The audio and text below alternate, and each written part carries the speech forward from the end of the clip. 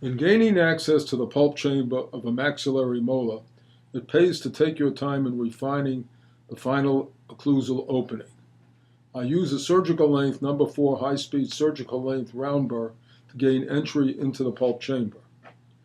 Generally, one becomes aware of the fact that the roof of the pulp chamber has been breached by immediately finding less resistance to apical penetration and the presence of pulp tissue in addition to dentinal shavings. Once you have reached this depth, the goal is to pull up on all the axial walls of the pulp chamber, thereby removing any undercuts that are present and giving greater access to any remaining pulp tissue that is present in the chamber. Refining access is accomplished by finding the canal orifices and determining how much overlying tooth structure is present that is preventing straight line access into the canals. Where overhanging dentin prevents straight line access, the high-speed round burr or slow-speed Muntz burr is used to remove this overhanging dentin. Note how the more we extend the access, the more pulp tissue we are able to remove, in this case with an explorer.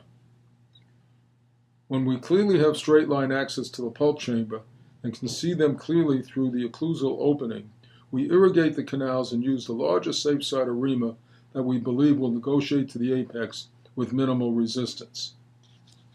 I use this first instrument, in this case a 15 safe-sider, to manually negotiate to the apex using a light watch-winding motion in a well-lubricated canal. In the case of 3D printed teeth, the irrigant is tap water. Once the instrument is negotiated to full length, grab the shank of the instrument with a hemostat from any reference point of your choosing and record the length and the reference point for each measured canal. The number 15 reamer negotiated to the apex of all 4 canals with little resistance. My next instrument was the number 20 safe-sider that I immediately used in the handpiece, oscillating at 3,000 to 4,000 cycles per minute. I use an up and down motion, 5 to 10 millimeters in amplitude, while negotiating to the apex. I attempt to get to the apex with a gradually advancing pecking motion that generally takes no longer than 5 to 10 seconds.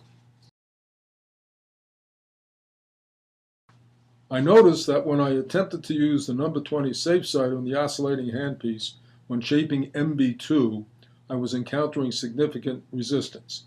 When this occurred, I made sure to re-establish patency and length using the safe-sider number 20 manually. After regaining patency and length without removing the 20 safe-sider from the canal, I attached it to the oscillating handpiece and proceeded to work the canals to length for several seconds.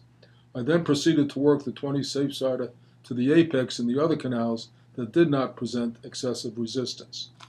I irrigated profusely after shaping the canal with the 20 safe-sider in the oscillating handpiece.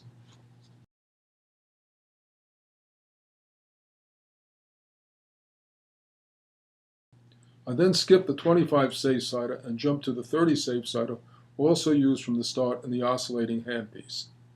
Once again, however, I encountered significant resistance when attempting to instrument MB2 to the apex. I then used the 30 safe-sider manually, negotiating to the apex using a watch-winding motion with a mild amount of apical pressure. After negotiating to the apex, I reattached the 30 safe-sider to the oscillating handpiece and proceeded to work the full length of the canal for a few seconds, followed by instrumentation of the other canals using the 30 safe-sider in the oscillating handpiece. One hint for cleaning out wide canals more thoroughly is to place a small 30-degree bend in the last millimeter of your last instrument and work it against all the canal walls.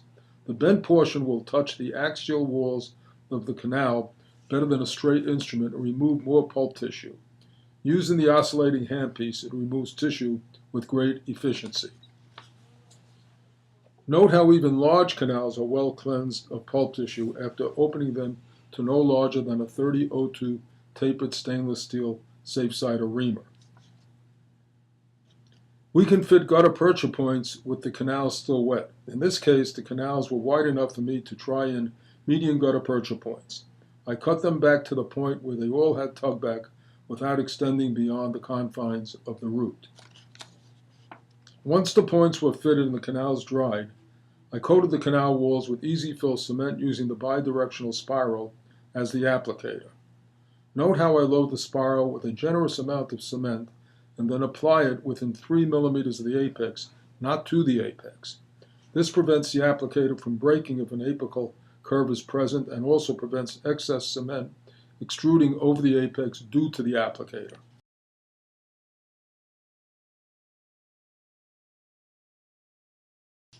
The bidirectional spiral is used in a regular slow-speed latch handpiece and rotates at approximately 1,500 revolutions per minute.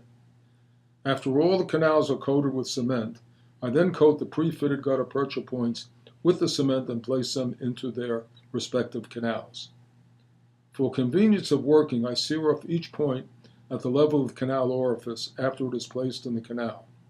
If excess cement is in the chamber, I will remove most of it with a cotton pledget so I can more clearly see the location of the canal orifices. On occasion, you will see a small amount of cement extrude apically when the gutta-percha point is placed. This cement is formulated so the macrophage will digest any cement beyond the apex within 3 to 6 weeks. It causes no harm and does not impede healing. The final x-rays, mesiosdistal and buccolingual, show a complex anatomy with canal shapes that vary at times from the tapered conical shape that we would ideally like to have but too often don't represent reality. Interestingly, despite the complex anatomy, the canals were fairly wide in the buccolingual plane and did not require more than 3 instruments for completion, although the MB2 did require their manual use to assure patency.